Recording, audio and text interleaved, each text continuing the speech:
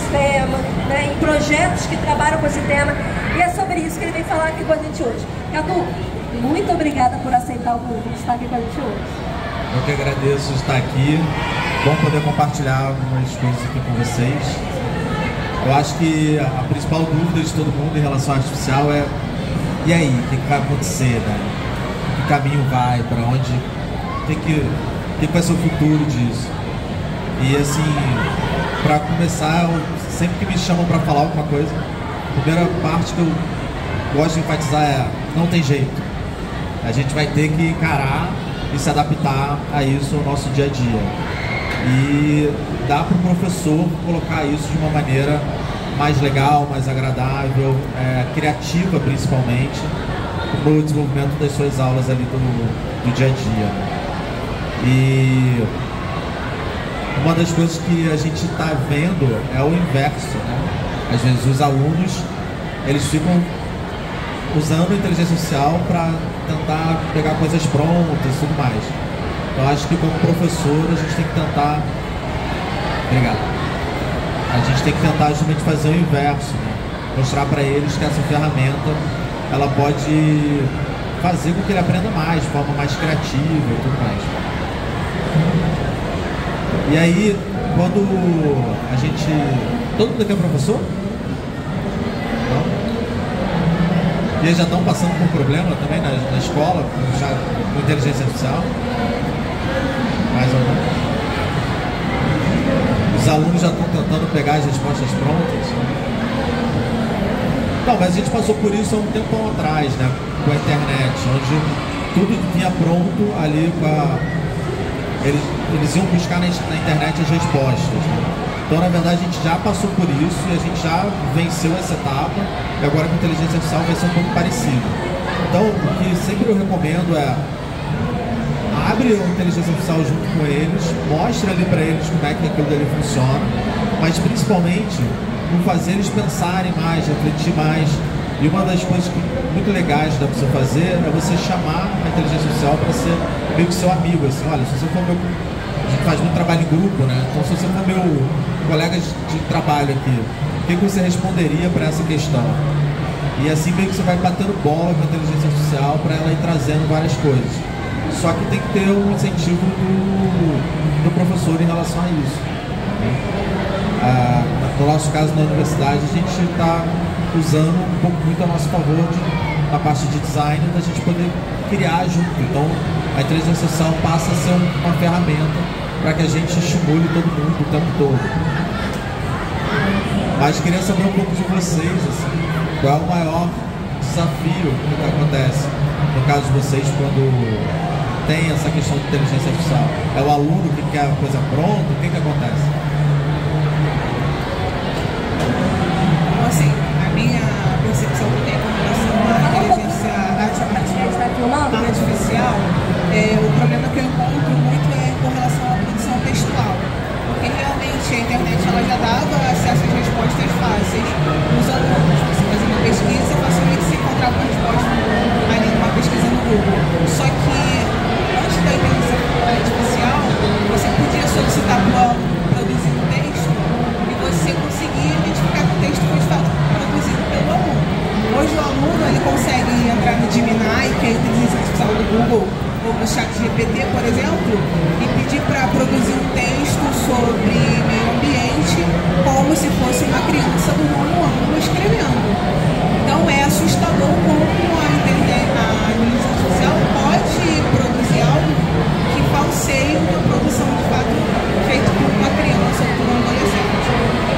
E uma dúvida minha com relação à inteligência artificial é o seguinte: eu citei a Gemini, que é a inteligência artificial do Google. Eles têm parece um programa de inteligência artificial que é o concorrente do ChatGPT, que tem 1 milhão de tokens que eles chamam, né? Que eu vi isso, foi lançado recentemente. Que é como se fosse a quantidade de dados que a inteligência artificial consegue processar simultaneamente. E esse já está liberado, você tem que pagar para você ter acesso. E é assustador, porque eu vi em funcionamento essa inteligência artificial, parece um ser humano mesmo falando. Inclusive, ele modela a voz, se for uma criança, ele modela a voz como se um adulto estivesse falando com uma criança.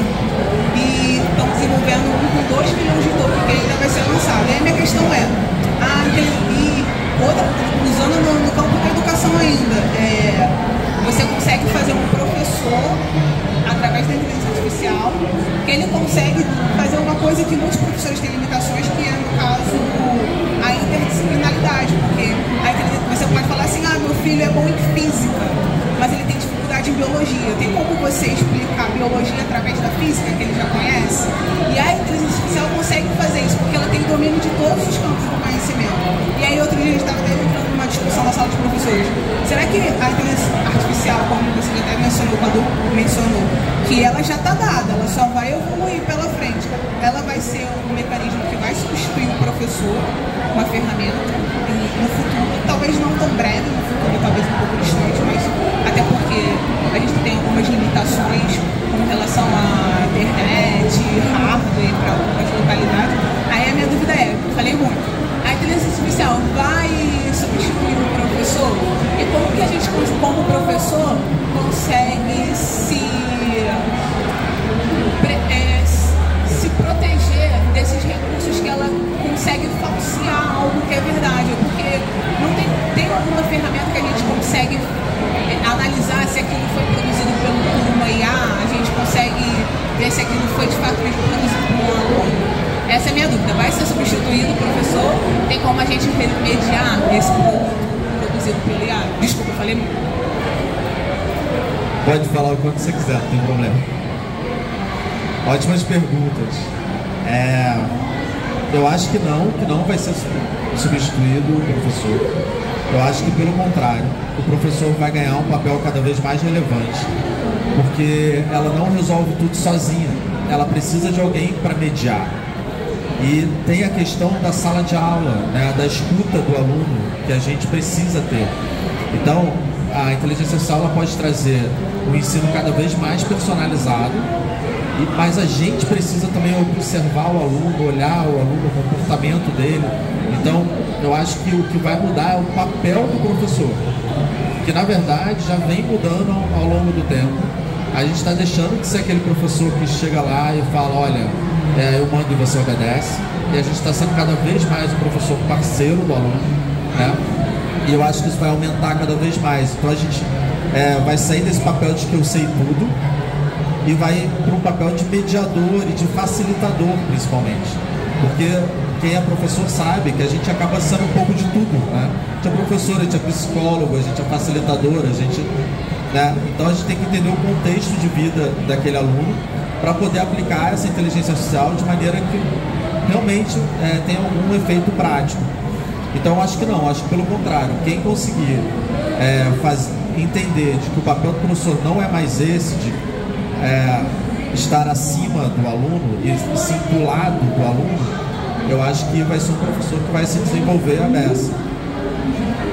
Então, esse tipo de professor, esse tipo de profissional que tiver essa visão, eu acho que vai começar a ser cada vez mais valorizados e vão começar, inclusive, a separar. Olha, esse professor que tem essa cabeça que não quer se atualizar nesse sentido, eu acho que ele vai começar a ser menos valorizado. E o que está mais mente aberta e mais disposto a meter a mão na massa junto com o aluno, acho que isso aqui é um exemplo, né? Aqui tem professores que estão metendo a mão na massa junto com os alunos, né? Não é aquela coisa de, eu estou aqui, eu sou professor. Né? Eu acho, Cadu, que pegando o gancho do que você está falando, acho que agora mais do que nunca, o professor que ele é mais humano, que ele traz o elemento de afeto, tudo aquilo que a gente discute em algumas referências aí da educação, ele vai fazer mais, né? Ele vai ser mais essencial, porque como o Cadu falou, o professor que está observando o aluno, percebendo uma necessidade específica dele, que ele mesmo não saberia colocar no chat GPT, no Gemini, que é esse da Google e tudo mais. Porque esse precisa que você saiba colocar em palavras o que você quer. Mas se você não domina, quantas vezes, ele é da área de design, quantas vezes o cliente chega para ele e quer uma coisa, mas não sabe nem dizer o que quer. Então, se nem ele sabe explicar, imagina se ele consegue trazer um prompt para a inteligência artificial. E para as crianças e para os jovens, eu acho que isso é mais ainda, né, acontece mais ainda. Então, o nosso papel é cada vez mais esse olhar atencioso, para poder trazer e trabalhar com as ferramentas que esse aluno precisa, né? E cada vez mais que a gente tem percebido, né, com os avanços também da psicologia, a gente tem tido os diagnósticos, tem que ter formação também para isso, para entender como se adaptar e usar como ferramenta. Não, perfeito, exatamente isso. Eu acho que o lado humano, principalmente, vai ter que crescer mais. A gente já escuta sobre isso, né, desde a literatura lá de Paulo Freire falando isso, né? Acho que a gente precisa personalizar, a gente precisa humanizar, a gente precisa entender o contexto de vida dele e adaptar aquilo dali. E aí, com esse tanto de recurso, eu acho que isso vai ser fácil pra gente. Então eu vejo como uma vantagem, não como uma desvantagem. A gente só vai ter que passar por um período de transição para a gente se adaptar sobre isso. Mas o lado humano eu acho que vai crescer também. Respondendo a sua segunda pergunta, eu acho que cada vez menos a gente vai ter avaliações como provas, né? Olha, isso tem que escrever de tal maneira. Eu acho que cada vez mais a gente vai ter provocações para o aluno pensar, para o aluno raciocinar. Mas ainda assim, a inteligência artificial pode dar respostas muito parecidas. E aí que entra a parte mais trabalhosa do professor, que é ele analisar caso a caso, onde ele vai olhar e vai falar, isso aqui não foi escrito pelo meu aluno. A gente consegue perceber, né? A gente vai olhar e vai falar assim, eu sei que isso aqui não foi usado. Então, eu acho que uma alternativa que eu vi numa escola foi que os alunos responderam tudo com o chat GPT.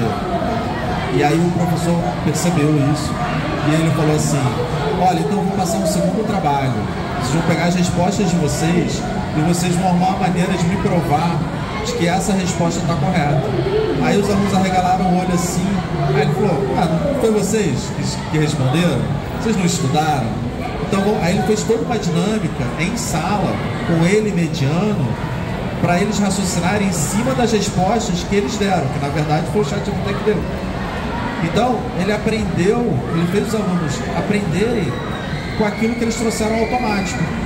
Né? Então, a partir daquele momento, ele provocou ali uma reflexão e fez o aluno pensar em cima de algo que ele trouxe automático. Ele não brigou, ele não fez o aluno se sentir mal por ter usado a ferramenta, ele simplesmente adaptou e falou, então agora vamos lá, vamos usar esse material que você trouxe para mim como material didático. Né?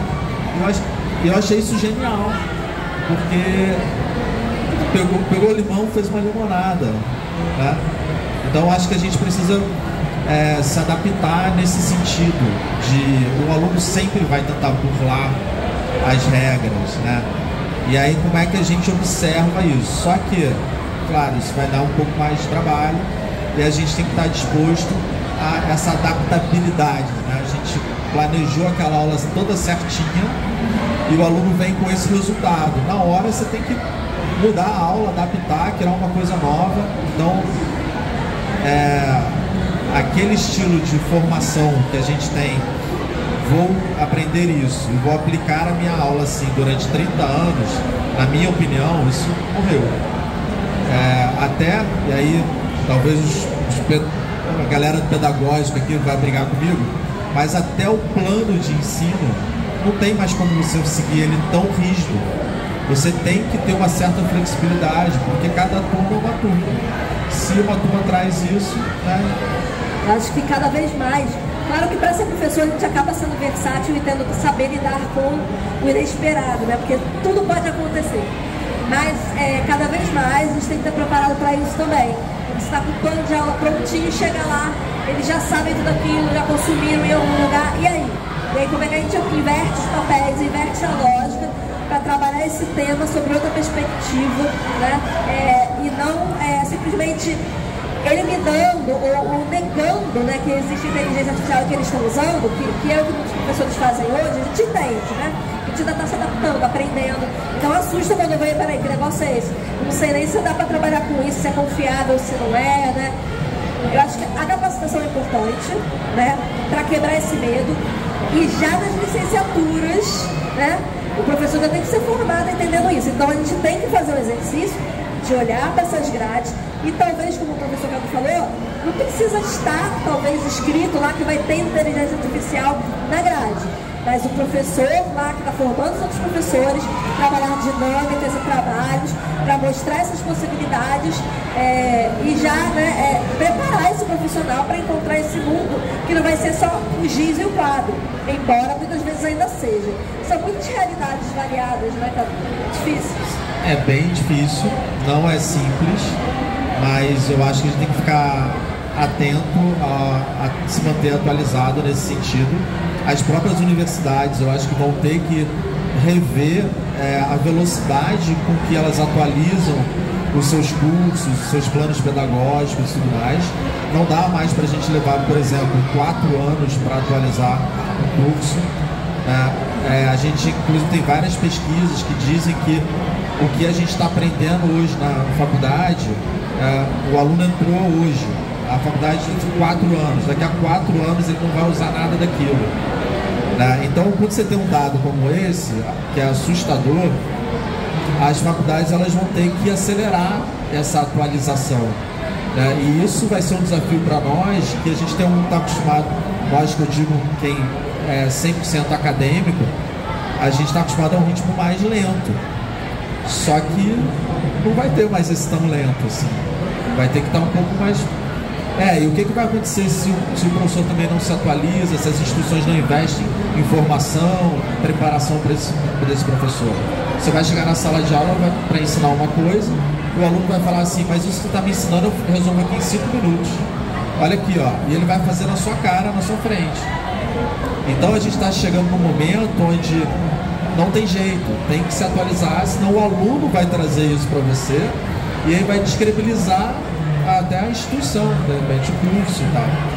É verdade, né? Esses estudos são interessantes, a gente tem que tomar cuidado só porque não é nada, né? Talvez assim, não vou usar nada dos próximos 4 anos, seja mais sobre ferramentas tecnológicas, né? Eu exagerei. Mas as bases teóricas, os conceitos básicos, seja na pedagogia, seja no design, se você não tem aqueles referenciais teóricos, até para usar a inteligência artificial você não consegue trazer produtos tão significativos, né? Por exemplo, criação de imagem, você que trabalha com essa realidade, ensinando, né, pessoas que vão ser designers ou profissionais da área de comunicação. Como é que é importante ter esses conceitos por trás? Mas faz diferença na hora de ter um resultado que sai ali? O que você acha? Faz muita diferença.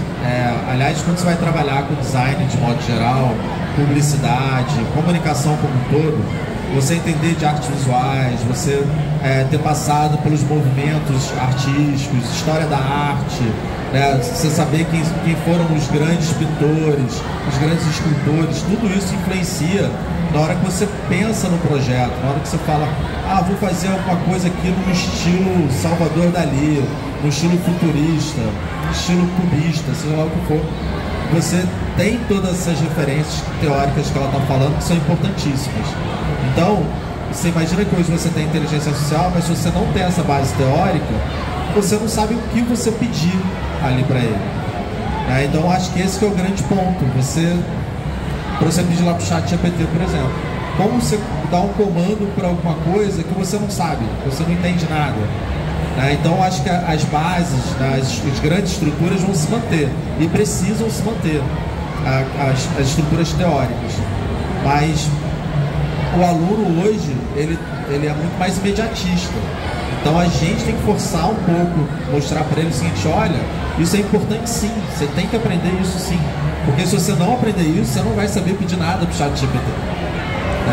E eu acho que é um caminho que a gente tem de convencimento desse aluno para que ele entenda que aquilo que muitas vezes ele acha desnecessário, não é desnecessário.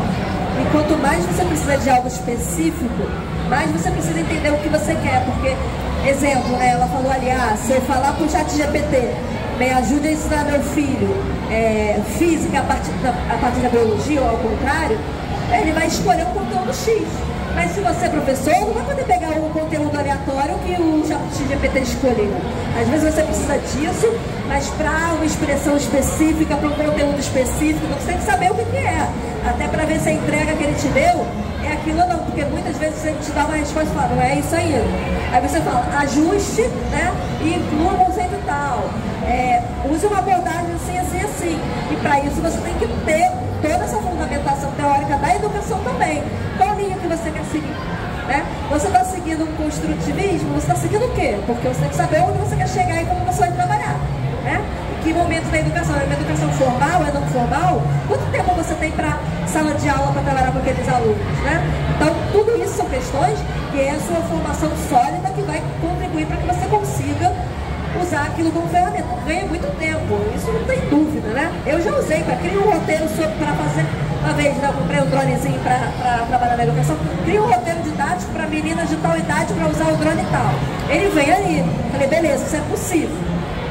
Mas eu não quero trabalhar esse tema. Aí vai ajustando com ele e depois você ainda vai para um documento seu para dar a lapidada, que é a sua cara, que é como você quer trabalhar, né?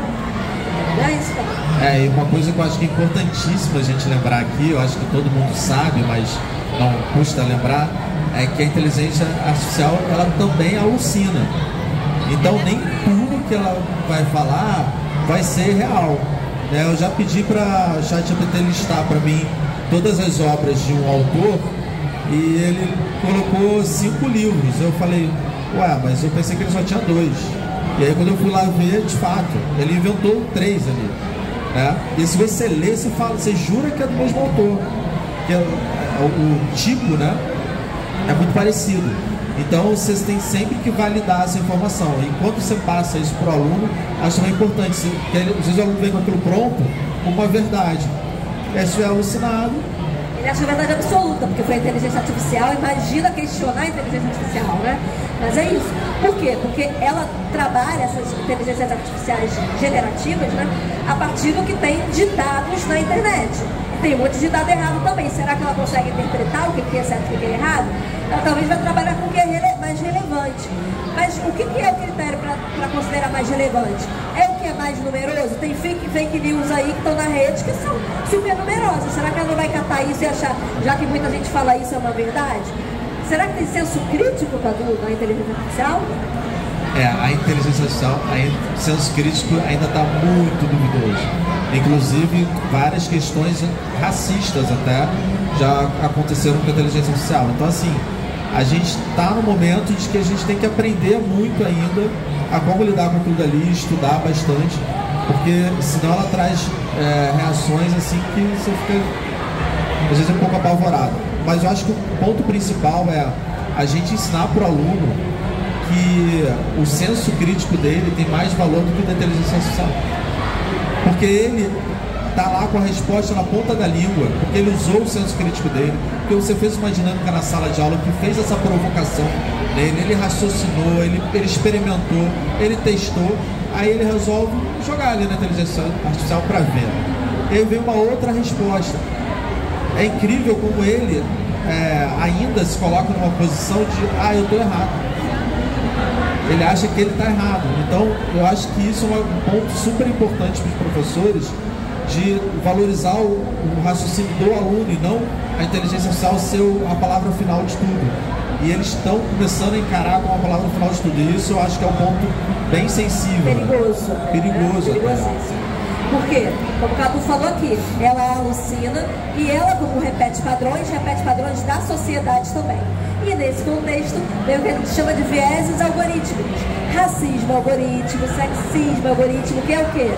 Se a sociedade, de maneira geral, manifesta essa invisibilização de alguns grupos, ou os preconceitos mesmo, ele vai coletar às vezes e vai trazer isso.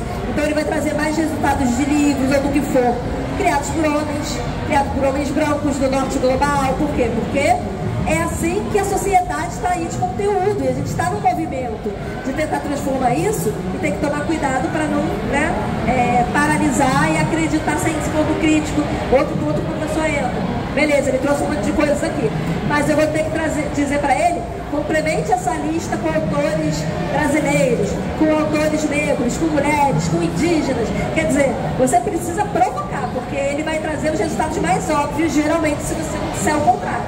Não é isso? Perfeito. E ele traz o óbvio, às vezes, assustador. Você lê assim, não é possível que ele falou isso, né?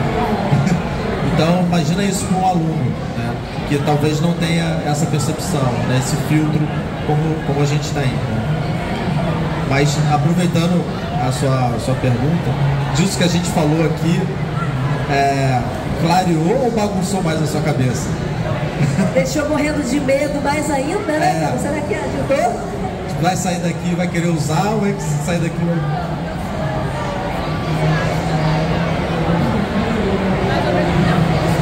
Ela é entusiasta. entusiasta aqui, assim como nós, não é isso? Não é só nós? Eu sou a Kézia, professora de Educação Ambiental e Biologia. Eu sou entusiasta da... Também eu sou engenheira ambiental, da minha área. Que legal. Eu sou entusiasta da inteligência artificial. Eu acho que, ao mesmo tempo que é assustador, eu acho fascinante. Mas a gente, como está nesse período de transição, como sinalizou, o Cadu sinalizou, é algo novo. Então, até a gente entender como as ferramentas funcionam e adaptar elas na nossa rotina, no nosso cotidiano, dentro do magistério. E demanda tempo, demanda formação, demanda prática de uso. Então, tudo que é novo é um desconhecido, a gente tem que desbravar, né, essa inteligência artificial. Só mais uma pergunta com relação à inteligência artificial. Ela consegue se auto-evoluir sozinha? Vocês têm essa informação? Por exemplo, se joga um algoritmo inicial da inteligência artificial e ela sozinha consegue se auto-evoluir, ou sempre vai precisar de um mecanismo humano para dar esse start de progresso na inteligência artificial? Então, aí tem várias teorias da conspiração sobre isso.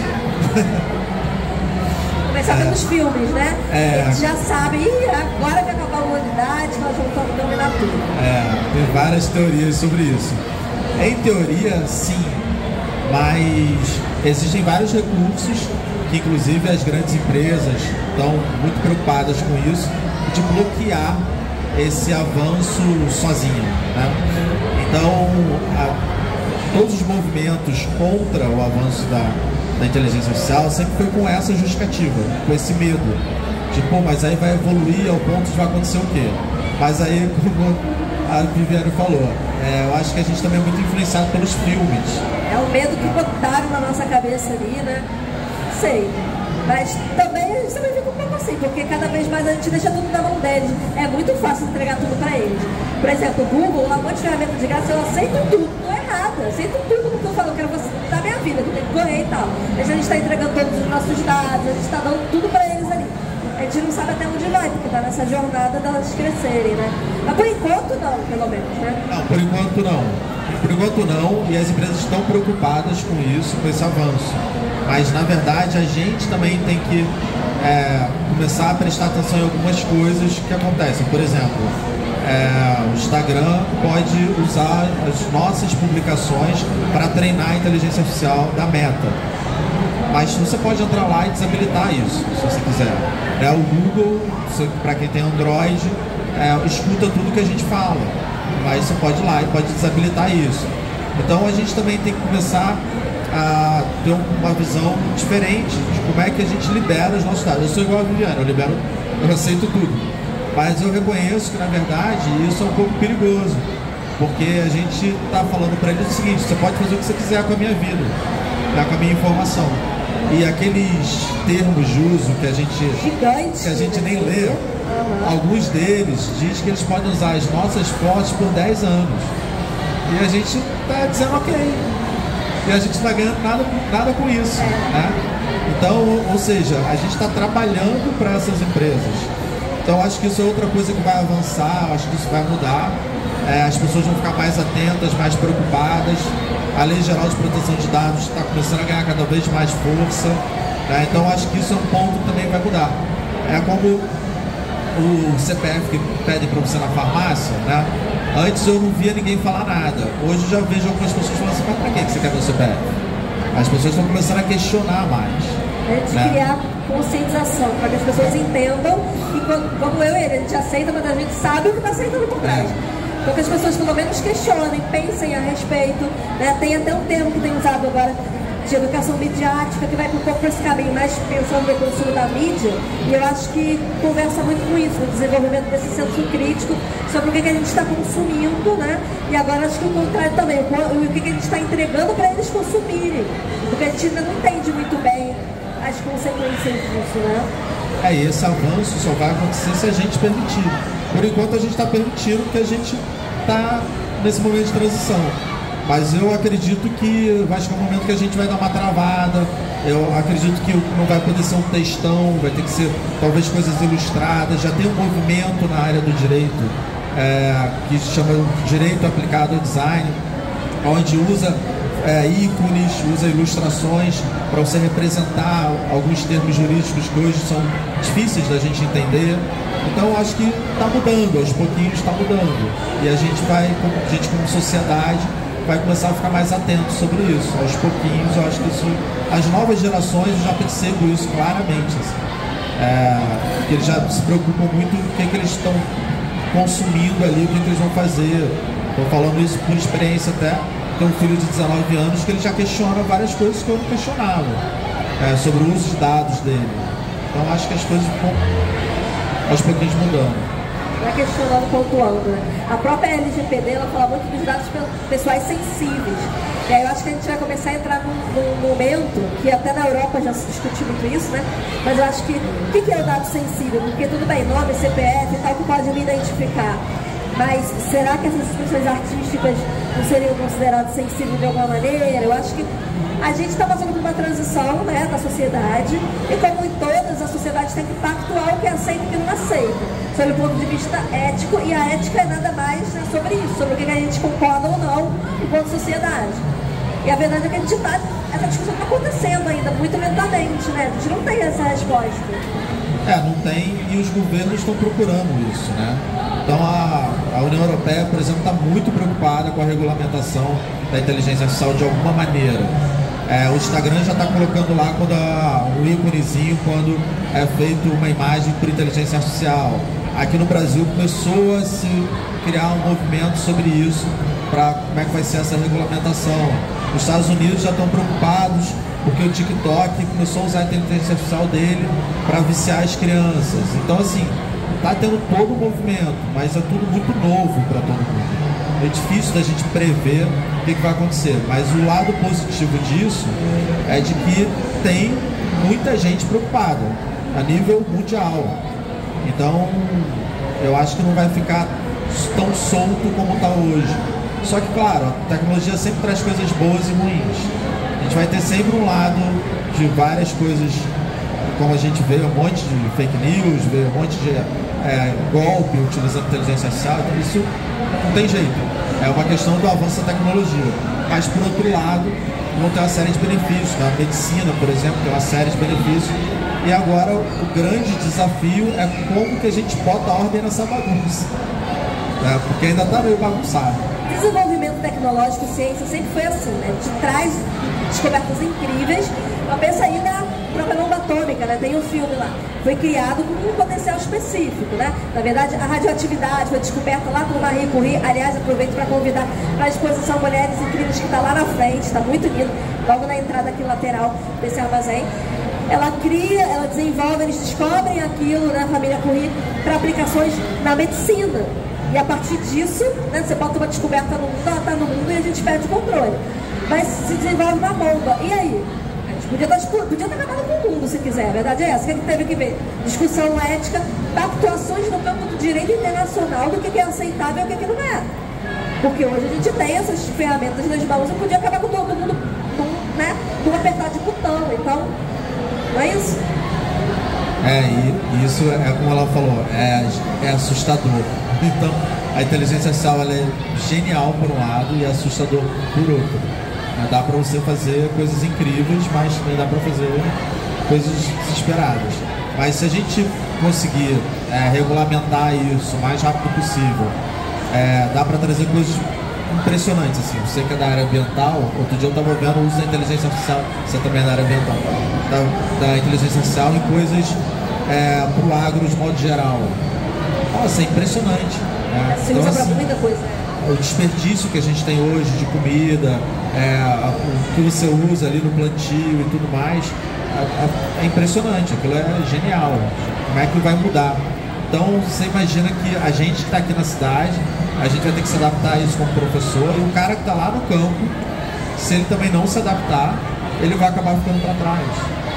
Já estão se adaptando, usando drone, reconhecimento de imagens, porque a inteligência artificial, né, o fundamento dela é o reconhecimento dos padrões, né?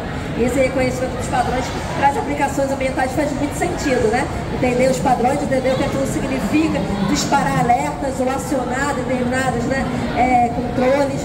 E eu acho que isso para todas as áreas, né? Segurança pública estão usando, reconhecimento, né, facial para aplicações no campo da segurança pública, que também vem questionamento sobre os vieses que a gente estava falando. Essa inteligência artificial treinada por pessoas brancas de uma determinada localidade, usando bancos de dados que são majoritariamente com esse perfil, tem uma maior dificuldade de reconhecer imagens de pessoas negras, rostos de mulheres negras, ainda mais do que de homens negros, né? E já existe gente fazendo conteúdo sobre isso, discutindo, problematizando nas redes sociais, vale a pena acompanhar. A expectativa em relação à segurança pública é incrível, porque você consegue monitorar por onde o carro está passando pela cidade toda. Você consegue, inclusive, não só de infração de trânsito, mas se o carro foi roubado, onde foi parar e tal, o reconhecimento facial. Então, assim, algumas cidades já estão investindo muito nisso. Espero que a nossa invista, que está precisando aqui, onde você imagina que se uma cidade tem tudo isso, como é que seria a nossa segurança? Só que aí tem várias polêmicas. E a privacidade. Privacidade, né? Todos sabem onde você está, o que você faz, o que você deve fazer. Como é que eu vou ficar sendo monitorado o tempo inteiro? Agora, o reconhecimento facial para o campo da educação também passa numa linha ética complexa, né? Inclusive, quando a gente vai fazer estudos que envolvam, né, os seres humanos precisam passar por comitê de ética, de pesquisa e tudo mais. E aí eu já vi, né, reportagens, coisa assim, de usar esse reconhecimento facial para reconhecer sentimentos, para entender essa criança, né, como é que a criança está respondendo a um determinado estímulo, a um determinado conteúdo, de repente até um determinado professor. Então, olha que potencial tem isso também, para a gente perceber numa dinâmica de sala de aula, a gente está precisando mudar qual é a resposta daquela turma para determinada abordagem, para de repente remodelar, mas ao mesmo tempo que perigoso, né? Como é que a gente usa isso para controlar e viciar essas crianças, ou para criar controles e critérios para eliminar o professor por causa de uma coisa que pode ser circunstancial. O que você acha sobre isso? Eu acho que a inteligência artificial tem que ser sempre parceiro. Ela tem que ser sempre parceiro. Ela nunca tem que dar a palavra final sozinha. Então, assim, você quer avaliar uma turma, você pode jogar lá os dados de como é que estão as notas, como é que estão as avaliações. Você pode submeter uma prova escrita à mão para ela analisar. Pode fazer 1000 coisas. Mas o seu olhar como educador tem que ser o contrassenso da resposta da inteligência artificial. Não dá para falar assim, olha, por inteligência artificial, essa turma aqui vai mal. Mas você que é um educador, você sabe por que aquela turma vai mal. De repente aquela turma tem um contexto local que aqui no Rio de Janeiro, por exemplo, porque teve não sei quantas operações, ele fechou a escola, operação da polícia fechou a escola, porque alguém invadiu aqui, aconteceu tal coisa, porque eu não sei quem morreu. Aqui a gente tem contextos assim, né, fora do padrão, vamos dizer assim. E é o professor acompanhando ali no elemento humano que sabe, né? Não, aquela criança ali, não sei que os pais estão separando, então ela está ali parecendo que está triste, não tem a ver nada com o conteúdo, tem a ver com a situação que ele está agora. Então, precisa trabalhar junto, exatamente. Trabalhar junto. Então, assim, se você olha o contexto daquela turma, que a inteligência artificial determinou de que ela é uma turma que está indo mal, mas se você olha o contexto, você vai olhar e falar assim, ela não está indo mal, ela está super bem. Porque o contexto que eu tive foi caótico. Se a gente for pensar na pandemia, que ainda não tinha esse boom de inteligência artificial, a gente tinha um contexto muito difícil para a maioria das pessoas, né? Muita gente não tinha nem um computador em casa para a criança estudar, e tem todas as questões do uso do computador pela criança e tal. E aí, de repente, a inteligência artificial poderia dizer, cara, isso aqui está muito ruim. Mas a gente estava num contexto que o que a gente conseguisse salvar era o que era possível, né? Era o que era possível de ser feito. E às vezes, né, as empresas, às vezes, na perspectiva mercadológica, vai usar aquela ferramenta para dizer, professor, você não serve, está fazendo errado, sem entender toda essa lógica. Então, acho que tem esse elemento também, né, de risco, de preocupação. Eu acho que minha maior preocupação é o radicalismo sobre os dados. Então, assim, as pessoas falam assim, você falou no lado mercadológico, não, mas hoje em dia a gestão baseada em dados. Todo mundo fala isso. Só que tem coisas que tem que ter o lado sensível, o lado humano daquilo ali. E aí a pessoa pega o dado e toma aquilo como uma verdade absoluta. E às vezes aquilo impacta a empresa, impacta a vida das pessoas, as pessoas são demitidas por causa daquilo e por aí vai.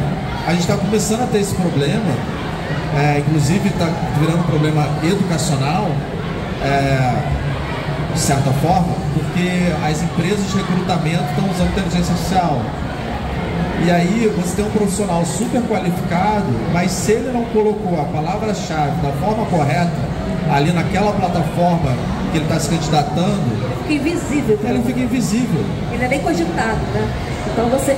Aí também, né, como é que você cria mais desigualdades também, dependendo de como você trabalha. Exato. Com isso. Você vai usar, de repente, jargões e palavras-chave que são de um determinado grupo de convívio e que outros chamam de outra forma, falam de outra forma e que vão ficar mascarados, escondidos, porque esse algoritmo não enxerga esse seu jeito de falar. Eu enxergo esses aqui. Será que essas pessoas que também têm essas capacidades, mas só porque trabalham com outro vocabulário, vão conseguir ser inseridas? Então, as ferramentas tecnológicas podem ser sensacionais para a gente poder reduzir desigualdades, ampliar alcance, mas também podem potencializá-las, não é? Eu vou até além, assim. Eu já vi algumas histórias em relação a pessoas com deficiência que simplesmente não são nem listadas no processo. Porque, de alguma forma, a inteligência artificial entendeu de que aquela pessoa, por ter escrito ali PCD, ela não aparece depois lá para o cara da empresa, que tem a lista para chamar. Mas lá, para a gente aqui, está escrito assim: olha, eu sou uma empresa que aceita pessoas com deficiência, eu sou muito legal. Mas na prática isso não acontece. Então, existe todo um movimento, existe toda uma comunidade de pessoas com deficiência que estão alertas sobre isso e já identificaram várias empresas com esse problema. Assim, sem citar as plataformas, né? Mas tem uma plataforma que isso já foi até comprovado. Então, a gente está promovendo desigualdade, onde às vezes a pessoa é super qualificada, mas o fato dela ter uma deficiência, ela pode ser cortada, ou se ela não colocou a palavra exatamente como o outro colocou. Então, assim, muito louco. A minha expectativa é de que isso avance e que não tenha palavras específicas, né? Que seja uma análise mais semântica, né? Para que aquilo dali consiga entender de forma um pouco mais ampla. Acho que nisso a gente já está avançando um pouco. Todo mundo já deve ter usado aquele chatbot, que dependendo a gente passa raiva, porque você fala, e não encontra o que. Aí quer dizer, você tem que primeiro estudar a empresa para poder conseguir conversar com o chatbot dela, porque senão ela não reconhece pergunta nenhuma, diz que não tem como responder, me irrita profundamente. Nem importa aquele negócio funcionando se não treina direito. Então eu acho que esse reconhecimento semântico a gente ainda tem que avançar bastante, principalmente num país como o nosso, que tem tantas variedades, seja multiplicidades no vocabulário, nas regionalidades. A gente exclui todo mundo, vai sempre selecionar o mesmo padrão. A gente elimina a diversidade antes mesmo do processo seletivo começar, porque já cortou ali, nem apareceu na lista, né? E aí vai dizer, não, mas imagina se eu sou preconceituosa, a nossa empresa tem protocolos de diversidade, a gente utiliza a inteligência artificial para selecionar. O que a gente pode fazer, se não aparece currículo pra gente de pessoas negras, de pessoas, né, periféricas ou de mulheres, porque não existem essas pessoas nessa área, não chega pra gente, né? E você permite um preconceito velado. Por exemplo, eu só vou selecionar pessoas que estejam a X quilômetros da minha empresa, porque assim eu pago menos transporte, né? Então vai além até só da questão racial e tudo mais. Você tem como, sem ninguém saber, você aplicar várias práticas, filtros discriminatórios, né? Mas disfarçados, né, ou velados com o pano da tecnologia. Tecnologia, né, ela não é neutra, nada é neutro. E aí, como é que a gente faz, até mesmo para responder? Aí entra na seara jurídica, né? Porque será que eu posso responsabilizar se foi a ferramenta, quem criou a ferramenta, por que isso aconteceu, né? Então, em teoria, a gente ainda não pode responsabilizar juridicamente a ferramenta. Mas, se a ferramenta está ligada àquela empresa, você pode. Só que as empresas terceirizam ferramenta, elas não têm ferramenta própria. Então, fica esse jogo de empurra-empurra. Você roda, vai ter que falar com o Google ou com a Microsoft. Boa sorte. Né? Então é isso. E outra coisa é isso da criação das ferramentas tecnológicas para a educação muito, né? Aplicativos, plataformas e tal.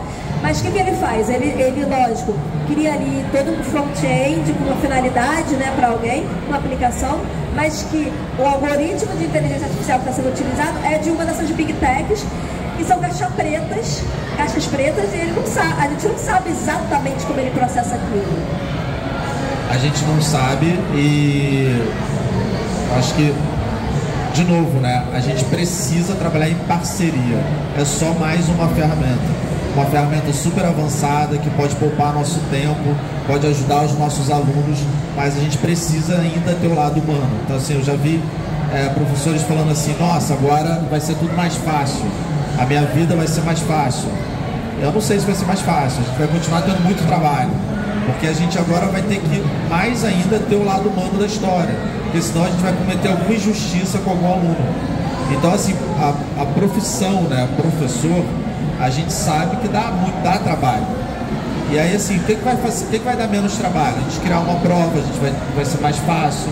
A gente montar um roteiro de alguma coisa vai ser mais fácil, porque a gente tem várias ferramentas para ajudar a gente, o próprio ChatGPT e tal. A gente vai ter que estar sempre validando aquilo. Eu vou ganhar em tempo, em efetividade daquilo dali, sim, mas vai ter que ter sempre o meu olhar e principalmente o lado humano, acho que vai gritar cada vez mais. Pensando, por exemplo, na educação à distância, das plataformas com provas e tal, que tem protocolos lá de inteligência artificial para fazer a correção, até da questão discursiva. Ela está buscando um padrão de resposta, certo? A gente também, quando professores, a gente cria um gabarito. Mas se o aluno traz algo que é fora daquela caixinha que eu coloquei, mas que mostra que ele domina a ferramenta, o conteúdo, eu consigo corrigir aquela questão e validar a pontuação. Se eu tenho isso engessado lá, pelo menos por enquanto ele não seria capaz. Já teria uma questão zerada, sendo que você poderia corrigir, né, com essa perspectiva e até descobrir potencialidades para trabalhar com esse aluno. Eu vi um teste sobre isso que eu achei muito legal, que era uma prova, que era prova de múltipla escolha. Mas na última, embaixo, assim, estava escrito assim, não vou lembrar a frase exata, mas o que ele estava querendo dizer era o seguinte: se você não sabe, se você não sabe a resposta certa, tente explicar. Então, assim, eu não sei nenhuma daquelas, eu estou em dúvida, mas eu vou desenrolar aqui para ver o que acontece. E aí a inteligência artificial conseguiu analisar de que aquilo dali fazia sentido e que ela sugere ao professor que então aquela resposta está certa. E aí o professor vai ter que olhar, claro, vai ter que ler para ele validar aquilo se de fato está certo ou não. Isso eu achei genial. É uma coisa que dá para a gente aplicar ao nosso favor. E aí vem a necessidade de investimento das instituições de ensino, né? Porque tem muita ferramenta gratuita, mas as gratuitas geralmente vão até aqui. Tem uma limitação, não é à toa, porque a tecnologia tem que ganhar dinheiro de alguma maneira, mas para você avançar para determinados patamares, tem que avançar para comprar, para personalizar, às vezes até para contratar uma empresa que personaliza a experiência para aquela sua aplicação. E o que acontece é que muitas vezes as instituições querem o resultado daquele personalizado e que o professor se vire com aquele recurso gratuito que tem disponível, que não possibilita, ou que te dá mais trabalho ainda para usá-lo do que se você fizesse manual. As instituições mais tradicionais, principalmente, eu tenho visto pouco investimento de formação, de explicar, de trazer mais esse tema para debate e tudo mais. Então, assim, até meio contraditório, né? Porque as instituições de ensino são instituições, na sua maioria, instituições de pesquisa. E aí a gente não está investindo em pesquisa de um futuro que já está batendo na nossa porta. Já não é mais futuro, já está acontecendo. Né? Então, fica até meio assim, está acontecendo. E, professor, dá teu jeito aí. Né? Quando, na verdade, a gente deveria fazer o caminho inverso, onde as instituições deveriam levantar essa bola e falar para o professor: olha, daqui a pouco isso vai bater na sua porta pelo próprio aluno. Então vamos estudar, vamos pesquisar, vamos experimentar, vamos testar. E infelizmente essa não está sendo a realidade, pelo menos das que eu acompanho, não está sendo a realidade das instituições. Aí o que eu acho que vai acontecer? Vai chegar uma hora que isso vai virar uma realidade mais próxima e aí vai ser aquele desespero. Agora a gente precisa dominar isso de qualquer maneira. E aí a gente, como professor, vai ficar enlouquecido. Vai ser igual na pandemia, mas ali, né, realmente era inevitável, né? Agora a gente tem tempo para se adaptar e tem gente esperando para fazer nesse desespero. Então, indo aqui para uma conclusão do nosso debate, a gente vai abrir para se alguém quiser fazer uma pergunta também, a nossa amiga já que elabora também. Cadu, qual é a sua dica para os educadores, né, ou pessoas que querem começar, ainda não experimentou, porque tem aquele receio, mas que querem começar a usar aí, de alguma maneira, na educação, a inteligência artificial? Você tem alguma plataforma para indicar, assim, para elaborar questão, né, para criar coisas criativas? Tem alguma recomendação nesse caminho? Eu começaria com o básico, que é o ChatGPT e o Gemini do Google. Porque a partir do momento que você sabe utilizar essas duas, que são as mais populares no momento, você vai saber usar qualquer outra. Inclusive muitas delas, das específicas para criar questão, por exemplo, estão usando como base a tecnologia do GPT. Caixas pretas de novo. As caixas pretas, né? Então o ChatGPT liberou que ele use a tecnologia dele para você criar novos produtos. Então, se você aprende como você pede as coisas, como é que você conversa com a inteligência artificial, eu acho que esse é o primeiro caminho. Então, esses dois, que inclusive é os que são os dois que os alunos têm mais acesso, então eu acho que a gente se colocar no lugar do aluno e falar assim, o que ele faria, qual seria o primeiro lugar que ele iria, e os primeiros lugares, ou é ChatGPT ou do Google, eu acho que é fundamental. Começa ali, para experimentando, testando, trocando com outros colegas, outros professores. Outro dia eu estava fazendo esse teste, é só um exemplo, que eu ainda não tinha testado, subir um arquivo do ChatGPT. E aí eu peguei um modelo de prova, uma estrutura do Word da instituição, e falei assim, subi essa estrutura, falei assim, agora eu tinha as questões soltas para uma nova prova, falei assim, diagrame essas novas questões na estrutura que eu estou te dando, mas desacreditado que o negócio ia dar certo, assim. E aí ele foi, testou a primeira vez, jogou, deu errado.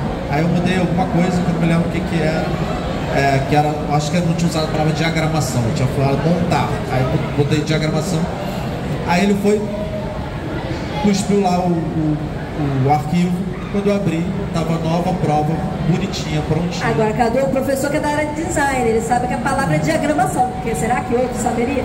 Tá aí a questão que a gente estava falando, você saber o que você está pedindo. Você vai falar monte, não é? Ah, não, crie, não sei o que, você não sabe nem o verbo correto para usar, porque foge desse conhecimento, tá aí a importância do conhecimento. Exatamente. Se você não tem o conhecimento, você não sabe como conversar com aquele robô.